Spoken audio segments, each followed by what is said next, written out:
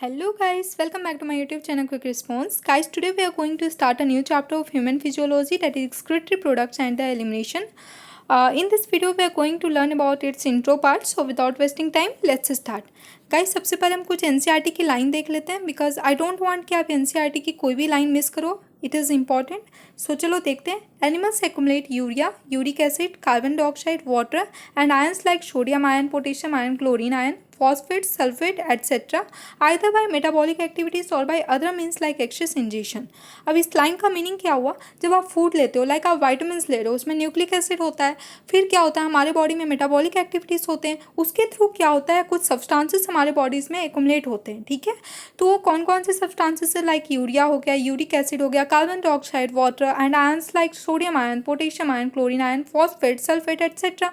तो अब अगर ये एक्युमुलेट हो रहे हैं तो अगर इसे रिमूव नहीं किया जाएगा तो एक्सेस अमाउंट में एक्युमुलेट हो जाएंगे. लेकिन कोई भी चीज़ एक्सेस हार्मफुल हो जाता है. ठीक है, तो they substances have to be remove totally और कुछ को पार्शियली. सो कुछ को टोटली रिमूव करना होता है, कुछ को पार्शियली. ठीक है, with a special emphasis on nitrogenous waste. Nitrogenous waste क्यों? क्योंकि ये सबसे हार्मफुल है. ठीक है, so 3 most important nitrogenous waste are ammonia, urea and uric acid. Why it is called nitrogenous waste? क्योंकि आपको इनका स्ट्रक्चर पता है, सब में नाइट्रोजन प्रेजेंट होता है. So these are nitrogenous waste. Okay, and they should be removed. ठीक है, ये इंपॉर्टेंट है कि इनको रिमूव करना इंपॉर्टेंट है. ओके, सो देखते हैं differentiate between nitrogenous waste. Okay, so ammonotelic, ureotelic and uricotelic. अब ये सोचोगे ये क्या है? एक्चुअली एमोनिया को एलिमिनेट करने के प्रोसेस को कहते हैं एमोनोटेलिक. उसी तरह यूरिया के एलिमिनेशन प्रोसेस को कहते हैं यूरियोटेलिक एंड यूरिक एसिड के एलिमिनेशन प्रोसेस को कहते हैं uricotelic. So this are the process. Okay, so in this process excretory matter क्या है?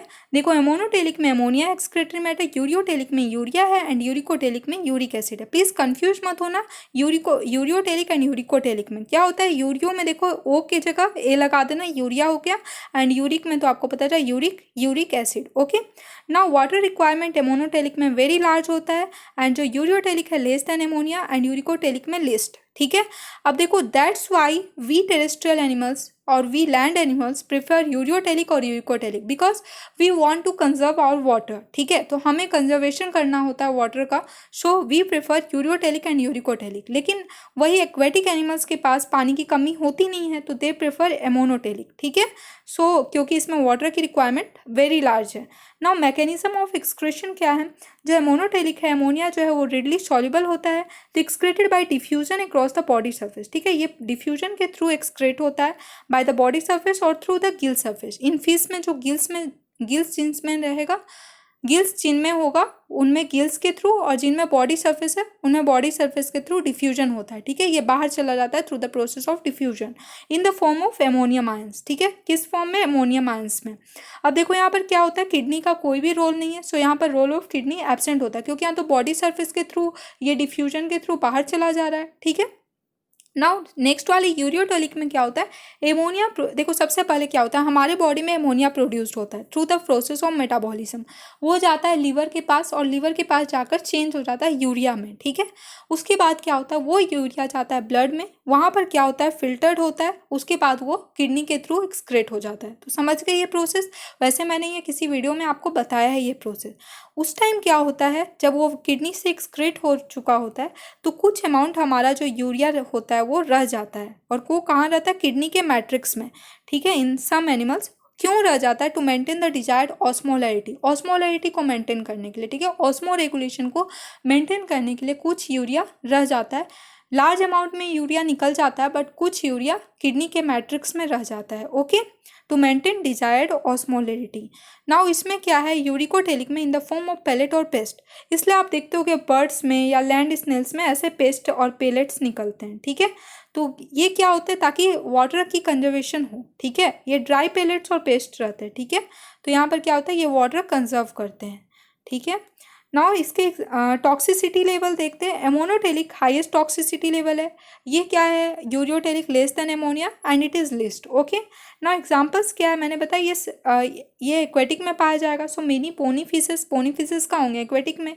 Now aquatic amphibians and aquatic insects. उसी तरह जो यूरियोटेलिक है उसमें हम आ जाएंगे मैमल्स, क्योंकि हमें इतना भी नहीं मिलेगा कि जाकर हम बर्ड्स बन जाएं, ठीक है। क्या मतलब, पेलेट्स और पेस्ट हम नहीं निकाल सकते, वो स्मॉल एनिमल्स निकाल सकते हैं, इसलिए हम बीच में आते हैं, ठीक है। यूरियोटेलिक मैमल्स हो गया, मेनी टेरेस्ट्रियल एम्फीबियंस, ठीक है। यहाँ पर था एक्वेटिक, यहाँ पर टेरेस्ट्रियल एम्फीबियन, और यहाँ पर मैरीन फिशेस, ठीक है। एक चीज़ बस याद रखना होगा, मैरीन फिशेस। नाउ यहाँ पर आप देख लो, मैंने बता दिया बर्ड्स क्या होता है, पेलेट्स और पेस्ट निकालते हैं, उसी तरह लैंड स्नेल, उसी तरह रेप्टाइल्स देखो, लिजार्ड जो होता है, वॉल लिजार्ड आप देखते होगे, वो ऐसे निकाल कर पेलेट्स और पेस्ट और चले गए। उसी तरह इंसेक्ट्स हो गया, आप देखते होगे कैटरपिलर को भी, ओके। नाउ अब नेक्स्ट पैराग्राफ में आते हैं एनसीईआरटी के। In animal kingdom variety of excretory structures, आपने पढ़ रखा है एनिमल किंगडम, वहाँ पर आपने बहुत तरह के एक्सक्रीटरी स्ट्रक्चर्स पढ़े हैं। Now most invertebrates in this structures are in simpler tubular forms, ठीक है। इनवर्टिब्रेट्स में ये कैसा होता है, सिंपल ट्यूबुलर फॉर्म्स में होता है, और हम में ये कैसा होता है, वर्टिब्रेट्स में ये कॉम्प्लेक्स ट्यूबुलर ऑर्गेन्स होता है। यहाँ पर क्या होता है, इनवर्टिब्रेट्स में ट्यूबुलर फॉर्म होता है और हम में ट्यूबुलर ऑर्गेन होता है, दैट इज किडनीज, ओके। सो अब देखते हैं excretory organs in animals. So excretory organ कौन कौन से हैं जो इस चैप्टर में दिए हैं, protonephridia which is also called flame cells, nephridia, Malpighian tubules, antenna glands और ग्रीन ग्लैंड्स एंड किडनीज, ठीक है। सो हम तो ऐसे मेनली इसमें किडनी पढ़ेंगे, ठीक है, क्योंकि हम ह्यूमन के बारे में पढ़ रहे हैं, बट अभी देख लेते हैं क्योंकि जो इंट्रो पार्ट में दिया है। नाउ कैरेक्टरिस्टिक्स क्या है, it is protonephridia is primarily concern with ionic and fluid volume regulation, मतलब ऑस्मो रेगुलेशन, ठीक है। ऑस्मो रेगुलेशन क्या होता है, maintains the ionic and fluid volume, ions और फ्लूइड को मेंटेन करना, तो इनका मेन काम प्रोटोनेफ्रिडिया का यही है, ठीक है। उसके बाद ये एक्सक्रेशन में हेल्प करते हैं।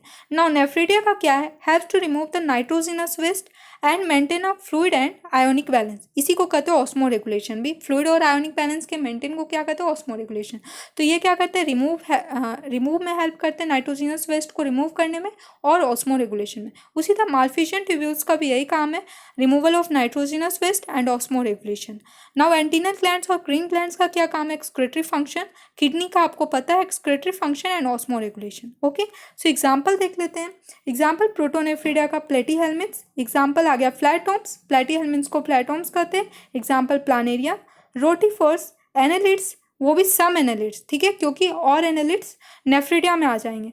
नाउ सिफेलोक्वाड्रेट जिसमें एम्फियोक्सस, ओके। नाउ नेफ्रिडिया में देखते हैं earthworms and other annelids, earthworm क्या एनालिडा है वो, और वैसे भी अदर एनालिड्स किसमें आएंगे, नेफ्रिडिया में, ओके।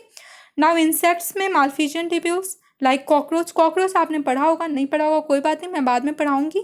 तो उसमें क्या होता है, मालफिजियन ट्यूब्यूल्स एक्सक्रीटरी ऑर्गन्स होता है। उसी तरह क्रस्टेशियन और एग्जांपल हो गया प्रॉन जिसमें एंटीनल ग्लैंड्स और ग्रीन ग्लैंड्स एक्सक्रीटरी ऑर्गन्स है, और हम वर्टिब्रेट्स में क्या एक्सक्रीटरी ऑर्गन्स है, किडनी है, तो आपको पता है।